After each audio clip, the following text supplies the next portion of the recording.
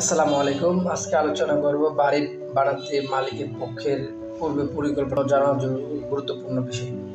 ১ number হচ্ছে design ও অনুমোদন। বাড়ি বানানোর জন্য ডিজাইন অনুমোদন খুবই গুরুত্বপূর্ণ। সঠিক বিল্ডিং ডিজাইন করার জন্য আর্কিটেকচারাল, স্ট্রাকচারাল, প্লাম্বিং, ইলেকট্রিক্যাল ইত্যাদি করতে হবে। অবশ্যই একজন ইঞ্জিনিয়ার অথবা আর্কিটেকচারাল দ্বারা তা করে নিতে হবে। রাজুক, সিটি কর্পোরেশন, পৌরসভা, ইউনিয়ন পর্যায়ে যদি পড়ে সেটা হচ্ছে প্ল্যান পাস করাতে হবে। ২ নম্বর হচ্ছে জমির মাপ ও সীমানা নিশ্চিত করা। প্লটের মাপযোগ সার্ভে করা একটা ভালো আমিন অথবা সার্ভে ইঞ্জিনিয়ার দ্বারা সেটা ভালোভাবে সীমানা নিশ্চিত করা। প্রতিবেশীর সাথে সীমানা বা বাউন্ডারি স্পষ্ট করে নিন। ভুল মাপের কারণে দেখা যাবে ঝামেলা হতে পারে পরবর্তী সময়। ৩ নম্বর হচ্ছে সয়েল টেস্ট বা মাটি পরীক্ষা করা। ভবনের উচ্চতার উপর নির্ভর করে স্ট্রাকচারটা দাঁড়ায়। সেজন্য বহুতল ভবন, তলার অধিক ভবন হলে তা সয়েল টেস্ট করা খুবই গুরুত্বপূর্ণ এবং জরুরি।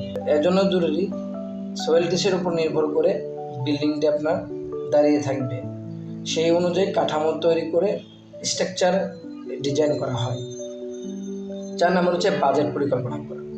শুরুতেই কাজের ধাপে ধাপে বাজেট ঠিক করুন।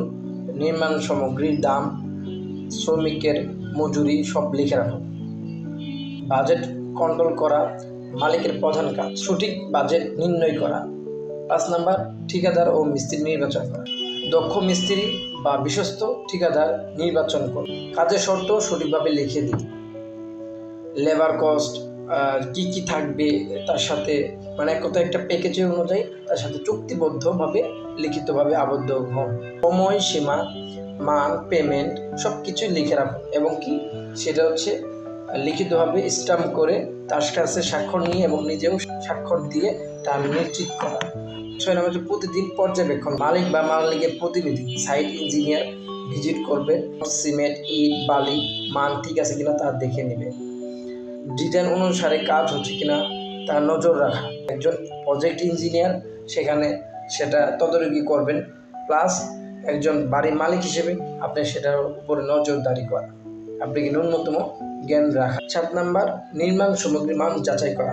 ইট ভালো কিনা তা যাচাই করা। ইটের কোণ বলে ৯০ ডিগ্রি আছে কিনা, মসৃণ আছে কিনা, আঁচড়ে দিলে দাগ পড়ে কিনা, ইটের রং ঠিক আছে কিনা, বর্ণ ঠিক আছে কিনা, ভিতরে ফাঁপা আছে কিনা, এক ডাবা ইট আছে কিনা তার দেখে নেওয়া।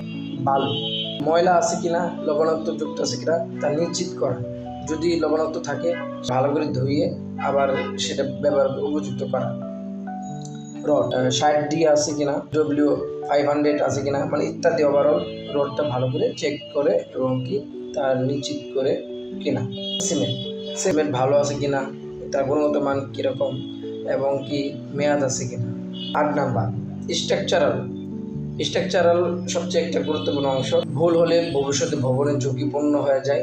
ফাউন্ডেশন, কলাম, বিম, স্ল্যাব ইত্যাদি স্ট্রাকচারের যত ধরনের কাজ আছে একজন প্রজেক্ট ইঞ্জিনিয়ার থাকবে, সেখানে তার নিশ্চিত করতে হবে রড বাইন্ডিং ঠিক আছে কিনা ইত্যাদি ওভারঅল সে নিশ্চিত করার পরে হচ্ছে ঢালাই দেওয়া হবে। ভবিষ্যতে ভবনের ঝুঁকিপূর্ণ হবে, অবশ্যই একজন প্রজেক্ট ইঞ্জিনিয়ার সাইডে রাখা গুরুত্বপূর্ণ। ৯ নম্বর হচ্ছে নথিপত্র সংরক্ষণ করা। বিল, রসিদ, শ্রমিকদের পেমেন্ট, নির্মাণ খরচ সব কিছু লিখে রাখা, ভবিষ্যতে এটা কাজে লাগবে। ১০ নম্বর হচ্ছে প্রতিবেশীদের সাথে ভালো সম্পর্ক রাখা বা সুসম্পর্ক রাখা। নির্মাণ কাজের শব্দ, ময়লা, ড্রেন এসব নিয়ে আশপাশের মানুষের সাথে সমন্বয় করা জরুরি। তাদের সাথে সুসম্পর্ক থাকলে সব কিছু কাজ ওভারঅল আপনি সুন্দরভাবে শেষ করা সম্ভব। ১১ নম্বর হচ্ছে সেফটি ফার্স্ট। সবচেয়ে গুরুত্বপূর্ণ হচ্ছে সেফটি। আপনি বাড়ি করার সময়, বাড়ি করার আগে মুহূর্ত থেকে বাড়ি করার শেষ পর্যন্ত সেফটি খুবই গুরুত্বপূর্ণ। রাস্তা সংলগ্ন হয়, সেক্ষেত্রে হচ্ছে সেফটি দেওয়া খুবই গুরুত্বপূর্ণ। একটা ইটের কণা বা পাথরের কণা, হাতল বা ইত্যাদি যদি উপর থেকে পড়ে যায় একজন মানুষের আঘাতপ্রাপ্ত হতে পারে। এই দুর্ঘটনা থেকে রক্ষা পেতে হলে অবশ্যই সেফটি প্রয়োজন। শুধু আপনি প্রজেক্ট সেফটি করবেন বিষয়টা এরকম না, যারা কাজ করবে তাদের সেফটি নিরাপত্তা খুবই গুরুত্বপূর্ণ। আশা করি সবাই বুঝতে পারছেন। মোট 11টি টপিক নিয়ে আলোচনা করেছি সংক্ষিপ্তভাবে। তো আশা করি যারা বাড়ির কাজ করবে শুরু থেকে শেষ পর্যন্ত এই 11টি টপিক খুবই গুরুত্বপূর্ণ। নির্মাণ কাজের সময় সেটা যদি অ্যাপ্লাই করতে পারে বাড়ি করা খুবই সহজ হবে এবং কি বাড়ির কাজ সুন্দরভাবে শেষ করতে পারবে। সবাইকে অসংখ্য ধন্যবাদ। আসসালামু আলাইকুম।